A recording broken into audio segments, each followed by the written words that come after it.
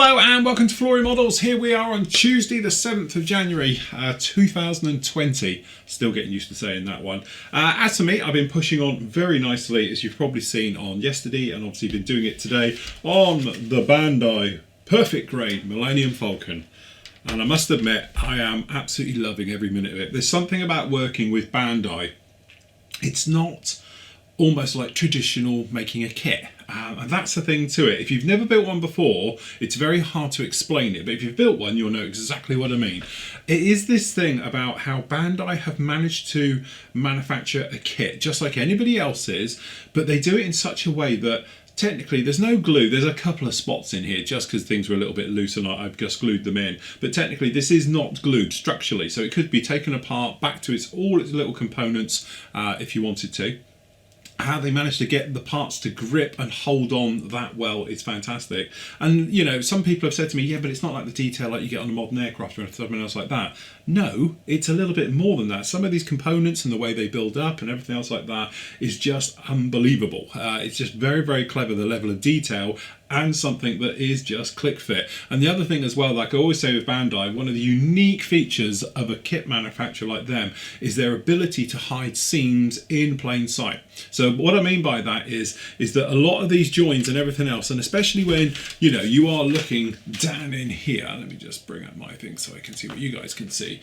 These areas down in here and all the rest of it, all these little bits on here, they're all individual parts all put on. But what they do is they hide the gaps. So to imagine this bit down the side here is made up probably of 50-60 parts. The docking area on there is made up of probably 25 parts, things like that. But it is their ability to go in. If you look in the top, you can see actually how these sections go, but they tend to have always a small little piece or a cover or something else like that that physically hides where the seams are, which is, I know, you can think to yourself, yeah, but that's easy because it's a sci-fi ship and you could just do it and things like that. But they do it on large plate areas as well. So, all right, on an aircraft, you could say, because it is so streamlined and the way that it is, it'd be quite hard to hide it. But if you think about armour and stuff like that, it could be done pretty much anything. But also, if you look at any of their Gundam models and stuff like that, it's the same way right the way through. So from that point of view, having built models and normal stuff and you build something like this, it is literally like a breath of fresh air. It's very, very nice because there's no real filler involved. You say there's no real glue involved and everything else. So it makes for a very straightforward, very clean build.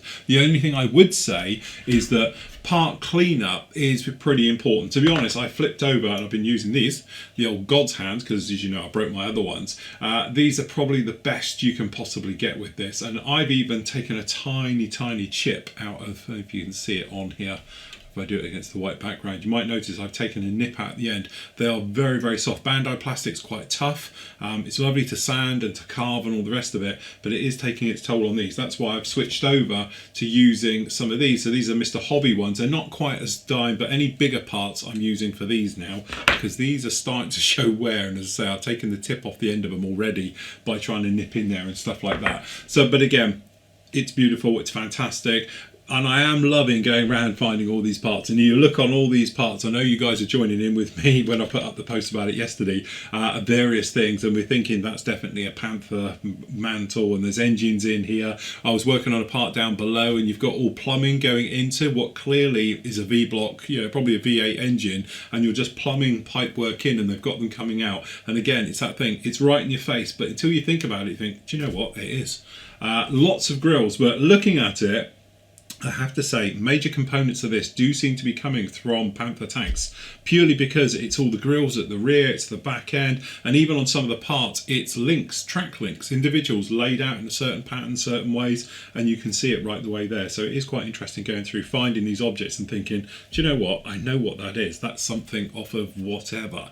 Again, blaming thing, if you look at the back of an X-Wing, it's a Sherman tank, weirdly, and it is literally just the hull of a Sherman tank, pot on the back, a couple of bits on there, but it's hiding in plain sight. When you see it, you can't unsee it. Until you see it, you never know it's there. But it's there. Very, very clever. Anyway, part 2 of this went up with you yesterday. It basically covered doing these front sections all about these, which is made up of many, many components and a few other parts in there. We finished off, obviously, the actual cockpit area, or flight deck, I don't know what you quite call it on these. So that guy is done and all ready. And to be honest with you, I have, and if I fire these up here, turn all of these on, we have, you can probably see it from the top here, we've got the lights for the engine coming down the back here. Hopefully you might be able to see that. It's not as bright as you'd think, but we do have, which is quite bright, the landing lights. So you can probably see we've got the landing lights from the gear, and we've got the one down in here. Obviously I haven't got the cockpit plumbed in, that goes elsewhere right the way through. So that's the lighting rig all in here. As you can see, very nice it's looking too. And it'd be nice to have these shining down onto the landing legs just to give a bit more detail. But again, when you're looking at the detail work we've done down in here and in here, it is very, very nice. All this plumbing and wiring all down in here, it is absolutely fantastic. So we are enjoying it. It's coming along very, very nicely. I'm hoping, let me just turn these all off, that by, I should think in the end of today, we might have the top section done for it. We've got a lot more detailing and everything to go on this one. But what I want to do is just push it along quite nicely. And then when it's ready for paint, stick it off to one side. We're going to then start on the Gladiator. We're going to start on the MiG as well. And then that way, just when we've got things drying and stuff like that, I'm over in there. I can come over here to the various workstations and work on each one in turn. So that way we've got lots of different things. So if you're not into sci-fi and, you know, all this type of thing with Star Wars and everything, fear not, we've got the other bits all coming on very, very nicely. But it is a lump, it's nice, it's gorgeous, and I am looking forward to getting some paint on it, going through all the weathering. We can do lots of things with oils and all stuff like that right the way through. One thing I do have to mention though, I've had lots of people saying, Phil, why are you putting this up on YouTube? It's brand new. It's not this one. Everyone's getting really confused. This isn't the one that I put on YouTube. I put up onto YouTube the old one that I did a few years ago now, which was the Bandai, the little baby one. So that's the 144 one that's gone up on YouTube, 4-parter and all the rest of it. But I've had lots of people mention it and saying, oh, you do realise it is live and it's free to watch and everything like there. That's one of the old ones that I've just put up there as a little bit of an advert as we're actually working on this one and going through with the bits and pieces on this. So fear not, this one's totally separate. This is the hardcore updated version. We just put that one up there as a little bit of an advert for us as we make our way through. But yes, very nice it is too. Anyway, being on Tuesday, a couple of questions. First one I'll do right off the bat. I've had lots of people ask me, because I think it is that time of the year where people coming into the hobby who haven't done it before and everything else. And about 3 or 4 people messaged me since the new year saying about tools, about what should they buy, what tools do I recommend and everything else like that, which is a question that comes up many, many, many times, literally, well, all the time, come to think of it. So I thought I'd literally just give it a quick run through of what I use, my day-to-day sort of equipment as I'm using it here. Okay, so really what we're talking about first of all is something for cutting it off the sprues. Obviously God's hand cutters, which these are very, very nice, although very, very fragile, as I've proven today. Or if you can get something like these, like the display ones, which I've been using for absolutely ever, but unfortunately I've broken these as well. I'm having a thing at the moment. There is cheaper alternatives that do almost as good. I'm not saying they are as good, but they're definitely there. So you've got these ones here, which is the Mr. Hobby ones, little sprue cutters. These are great for getting parts off, okay? Or your other option, and I have got one in here. This is the Tamiya version. Okay, so that's the Tamiya one as well. All right, so that's your Tamiya one. That's your Mr. Hobby ones, which are really, really nice. You've got your display ones.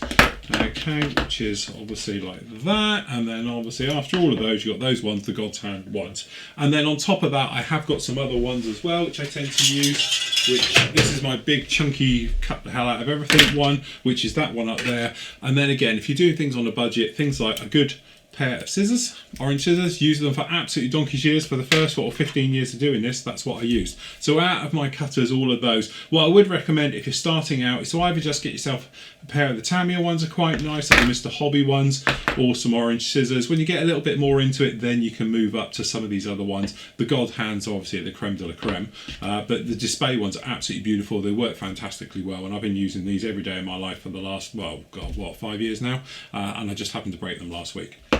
And these little ones, which are really, really expensive and all the rest of it, because these are Citadel, so you're paying a lot for the name. They're very nice and they do the job, but they're a little bit more for chunky plastic. So it's great for things like Bandai, but I don't think necessarily for doing fine detail bits. Getting small bits off of sprues, they're a little bit clunky and all the rest of it. Plus the fact these are double edge cutters, okay? So what that actually means, you've got 2 blades coming in, making a wedge, which is putting pressure on the part and they ping off. Also, you can physically get like a white mark if you get the single-sided cutters, okay? So we've got ones, and I'm just checking if these are or not. These are. So these are single, is in the Mr. Hobby, the display, and the God's Hand. So what happens is you've got one solid and one cuts in. So this gives gives a beautiful clean cut, and also you'll notice the part doesn't ping because there's no pressure onto it. So it's very nice, and it's great for delicately taking off small little parts and things like that at the end of the day. So that's what I go with. So good quality cutters, stuff like that. After that, you're going to need like a sanding stick or something to clear up. Personally, just go off and buy the starter set because you'll get literally everything in there. It's 10 quid, but you'll get all the sanders you'll need. But if not, all you want really is like a medium type sander, and then obviously something like a fine one, so everything else. And if you can, get yourself a sponge of some description. Let's say these are all in the actual starter set, but get a sponge or like one of the jewelry ones that we got down in here, because that is for cleanup of parts and all things like that. Okay, after that, you've just got all your sort of basic things you need. Reverse action tweezers are really, really nice. So these are easy ones that just grip backwards so they hold on. Okay, instead of having to be your normal tweezers where you push things together. Okay, again, these you can pick up dirt cheap and everything else, but they're great for holding onto parts, gripping parts, things like that. Anything else you could do with tweezers. Again, good pair of tweezers are quite handy for placing parts and all things like that, which is really, really nice and handy to have. And then obviously for starting out, you don't need to go off and get loads and loads of tools and all the rest of it. Rubber bands, clothes pegs, little tip. Grab the ones with little rubber ends on like these. They've got little rubber feet, so it stops them pinging off. If it's the wooden ones, they tend to fly off and all the rest of it. You've got little rubber feet on there, they're great. So they're handy, you know, they're as good as anything from a clamp you can buy and stuff like that. Rubber bands, again, general selection of rubber bands. They're great for holding onto things. Cocktail sticks, pretty much a must for all us modelers because they're great for things like glue, tiny bits of painting, but also positioning and poking things around, and away you go. Glue, again, pretty much they all roughly do the same thing. Extra thin glues, they're far better than the old tube glue that you might remember as a kid. Tube glues we don't tend to use these days, but this you just brush it on, it evaporates anything you don't need, and it's a weld action, so it melts the parts together. Again, various manufacturers, they all roughly do the same thing. Okay, super glue, always handy just to have a super glue, no problem with that at all. So grab yourself a super glue. Again, cheap and nasty works just as good as the expensive stuff, and in some ways cheap and nasty is better because it's disposable, so after a while they lose their bite, so you can go off and get rid of them. After that, you're into the next sort of steps up with things like putties and fillers and things like that. Again, personal choice for me is Perfect Plastic Putty. It's water-based, it dries incredibly quick, it's easy to sand, and you can do water cleanup with it and stuff like that. We've got videos on all of these as standard things, all right? Tapes, masking tapes, things like that, again, because they're good for holding parts together, but that's more about painting and finishing and stuff like that. But they're your basic tools. They're my basic run-to things I go to all the time. There's lots of tips and tricks and things you can do cheaply, like these little guys. These are, as you can see, it would normally have wire in here, but these are little crocodile clips, but they're great because they can hold on to things and do everything with it and stuff like that. So they're great for holding on to small parts. Again, get and hold a bit so you can hold bits together with them and stuff like that. These things you can pick up for pence, literally pence anywhere. And all I've done is get a bamboo skewer, you know, barbecue type thing, and then just poke them in the end there like that. And I've got a load of them in there, and it probably cost £1 to do the entire lot. So again, you don't have to spend a fortune. After that, you're into tools.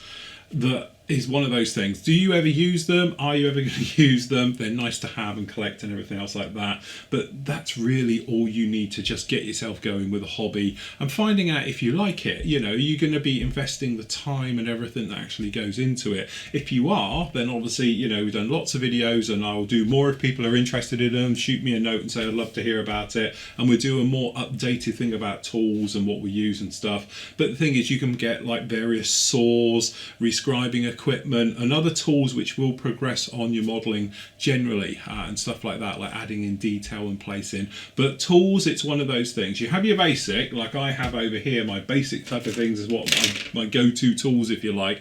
Everything else is in drawers and that around, because I don't use them all the time. But from a basics point of view, literally my orange scissors, a pair of cutters, literally like that. I do tend to use, you know, obviously my range of sanders, obviously things like that, but that's for general your construction and sorting things out. And then after that, when you're into sort of more of the painting side of things, and then obviously airbrushing if you're going down that route and everything that goes with that, and then especially into the weathering, there's various tools and various equipment you have to either refine it to make it better or in some ways make it easier. to do various things. But general construction, that's literally all you need. But it's one of those things, I know people who spend literally thousands of pounds on tools that they'll never use, but they're nice to have because they look pretty. But at the end of the day, a lot of my tools, classic example, I've got this thing which is absolutely covered in dust because I hardly ever use it, but it does look nice. Okay, yeah, I've got this one here which is probably a tenth of the price that I use all the time. You know, because it's small, it's convenient, I just get it out, I can bend a little bit of photo etch, whatever I'm doing, cutting things like that on it, and I can just do it straightforward like that, so it's no real problem. But again, if you want to know more about this, you know, shoot me some messages and I'll quite happily do another series on tools and various things that we're using, perhaps a 2020 new decade type thing, I don't know. But anyway, I've had lots of people ask about it, and a lot of people talking about really expensive stuff, and I'm thinking, why would you do that? You don't need to do that. Honestly, you're just throwing money at something you don't need. You'd rather probably be throwing money at perhaps better kits, you know, that are easier to go together and easier to work with and build up your tools, your experience and your methods and things like that, rather than blowing all your money on equipment to fix a really bad kit. Don't know. Anyway, what we've also got is some questions up. Where are we? Here we go. So John says, first of all, Phil, whatever happened to Pilot Joe? Yes, Pilot Joe somewhat on, well, we were let down by one of our casting companies, because obviously Pilot Joe's resin, he's done, as you've all seen him, and he was. And what we're talking about is our 1/24th scale pilot, resin pilot, which basically will go for the Hellcat, the Corsair, and anything else like literally like that. You know, he's there. It's just literally, we've got to find a company who can cast him and cast him well and all those types of things. And to be honest, with everything, with the madness that leads up to Christmas and all those types of things, it literally went on the back burner. Matt's a little bit more involved in this than I am, to be honest. It's not really my area of expertise or anything I'm particularly into, so it's sort of left a little bit with Matt. And obviously Matt's been pulling his hair out and trying to get the store sorted out and all things like that. We are planning on obviously still releasing him in the future, so just watch this space and we'll see how we go with that one. Scott says, hi Phil, firstly I hope you're well. I've been thinking about purchasing a riveter, most likely Rosie the Riveter tool, but notice they obviously come in different increments for the spaces between the spikes. What sizes would you recommend for 1/72 bombers and 1/48 scale fighters that looks right to that I used it? Get asked this a lot of questions about this type of thing. These are the things we're talking about. Obviously Rosie the Riveter, and again they come in various different sizes and go through.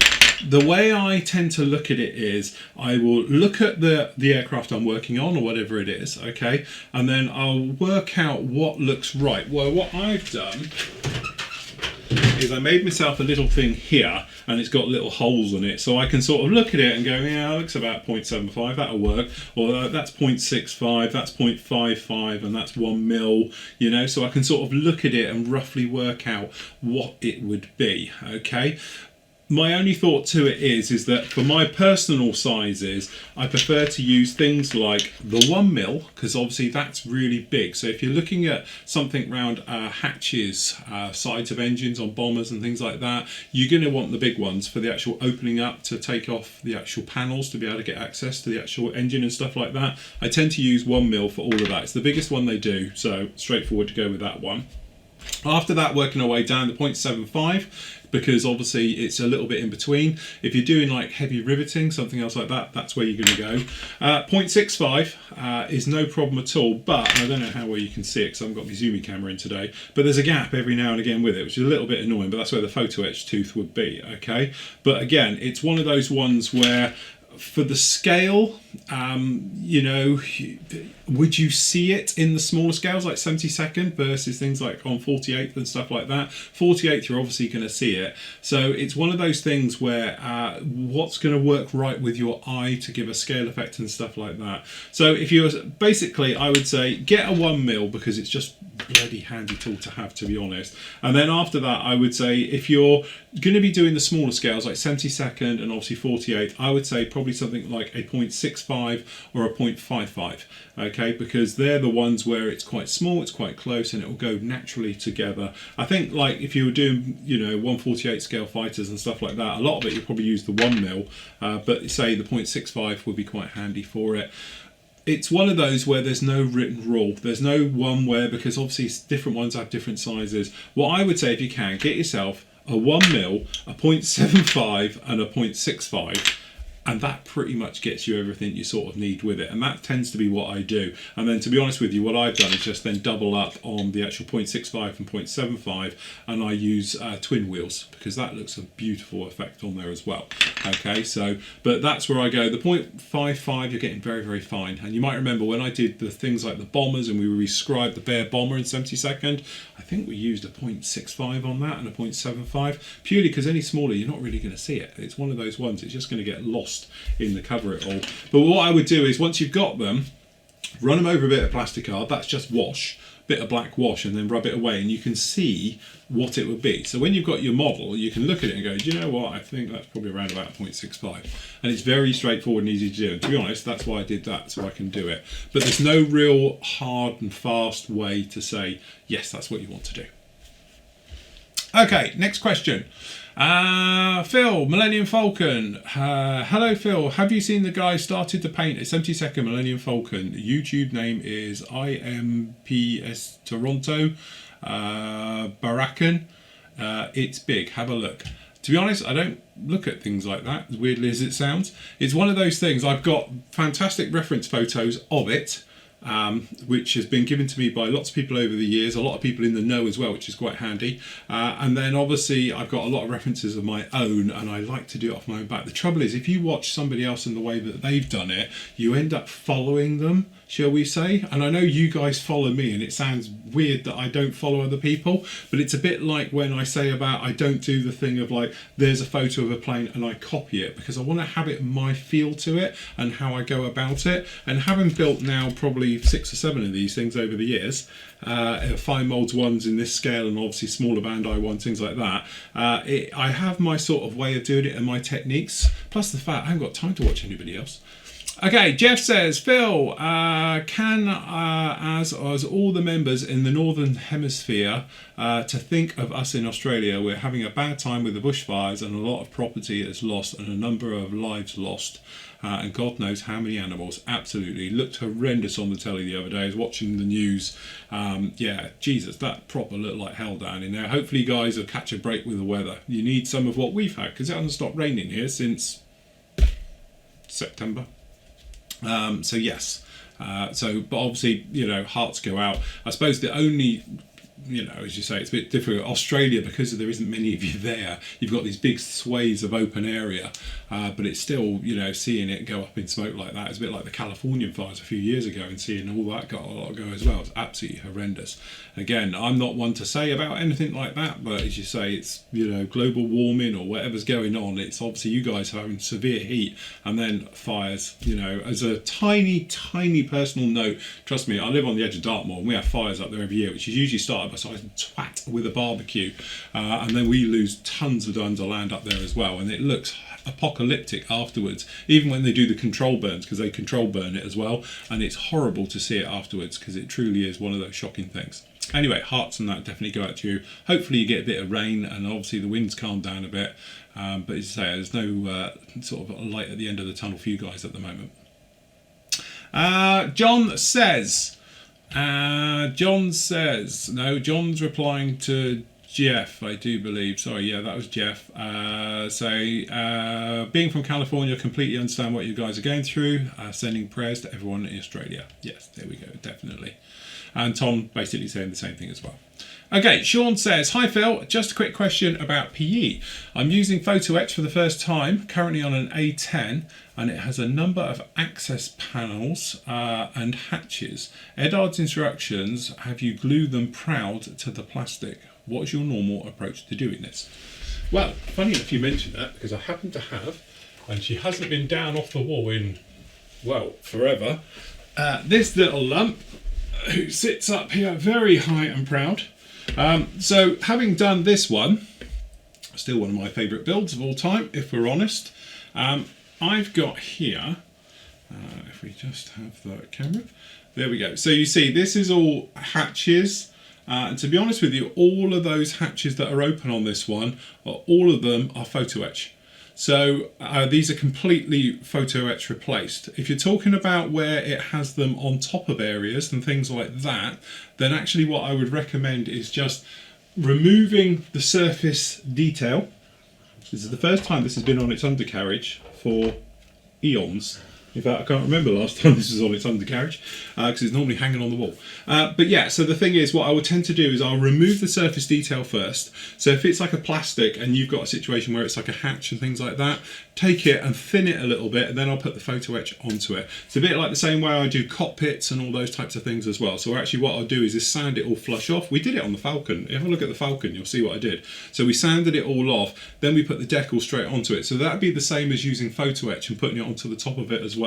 Purely because if you've got, there's nothing for it to glue to, and obviously it'll sit too proud, so you want to flush it off a little bit before you put it in. But down on here we've got various photo etch all over this thing, so normally I'll just sand down the area where it's going on, perhaps if it's got a part that was there before, like a raised panel, something else like that, and then obviously we will literally just smooth it off, put the photo etch one onto it, glue it in place, clean it up, and then it's good to go with whatever you're going to do with it afterwards. But again, it's one of those ones where don't overcomplicate it, just sand it off and glue it on and carry on. Otherwise you end up going a little bit too far. But I don't know which kit you actually do. I don't know if you're doing a 30-second one like that, but I've also done the Atari one, and well, everybody else is really A10s with photo etch, and I know what you mean on some of them. It does say about having them sat proud and stuff like that. Unless you can understand why it should be like that, I honestly wouldn't worry about it. I would just simply say, no, I'm just going to sand it off and do it your way. And in the easiest way to do it is usually the best. Again, don't overcomplicate your modelling. That's my new ethos for this year, about keeping it simple, straightforward, and you'll have no problems with it. If you overcomplicate things or try different things on it that you're not quite sure about, it can wreck your model at the end of the day. So from that point of view, play it safe. Right, okay, so that's the questions over. I do believe, let's just check. Yes, there we go. That's all the questions over with. Thank you very much for the questions. Remember, if you've got any questions and you want to direct them to me, just go to the Ask Phil area in the forum and you can post it up down in there. So, with you tomorrow, me and Matt are doing a little bit of a special show live in the afternoon between 2 and 4 or 2 and 3, whatever we're doing. Depends how long we can talk, really. And we're going to be talking about, obviously, about Airfix's latest releases and what's going on with them. Okay. I'm going to be doing some reviews in the morning for that, so I'll have them up to you by the evening time. So, first of all, we've got the fantastic... this is called the MRAP, isn't it? I think, yeah. This looks fantastic. So this is a Ryfield model, so you just know it's going to be beautiful and gorgeous, and it does look cool. So I'm going to be doing the review for that particular one. So that's the M1240A1. Okay, and then also coming up with you in a day or two as well, I'm going to have the actual review of this one. So this is the old Bordeaux models one, which I've never done one of those before, so it'll be interesting to see how they've got in the kit and how it goes and everything else like that. So this is for the Panzer IV, which is a bit funny because, funny enough, I dusted off my old Panzer IV, which I did, which is the Dragon one, which is on the free to watch area and everything else like that. If you want to see that one, guys, it is in there. That was a blast from the past. Anyway, that's going to be up with you again later on in the week. I hope to have that done by Friday, making its way up there and going through. As I said, plan of action literally is to just get this thing tucked away if we can, get it pretty much done, and then we're going to start on the other ones. So plan is tomorrow afternoon, me and Matt will be live with you for our sort of kit chat thing that we're doing these days. That's going to be up with you as well as a recording as well. So once we've started it and doing it, you can either join in live with the chat and all the rest of it, or you can just follow up a little bit later on and watch it as a recorded show. I'm not going to be with you Thursday, to be honest. I've got my father's funeral, so obviously Thursday is going to be a write-off for me, and I'll be back up with you on Friday where we'll have the next part of the actual Millennium Falcon up, and then hopefully we'll be starting off on the Gladiator, who said it before, or on the MiG-23 as well with those ones. Anyway, happy modelling, take care, thanks for watching, I'll catch you tomorrow.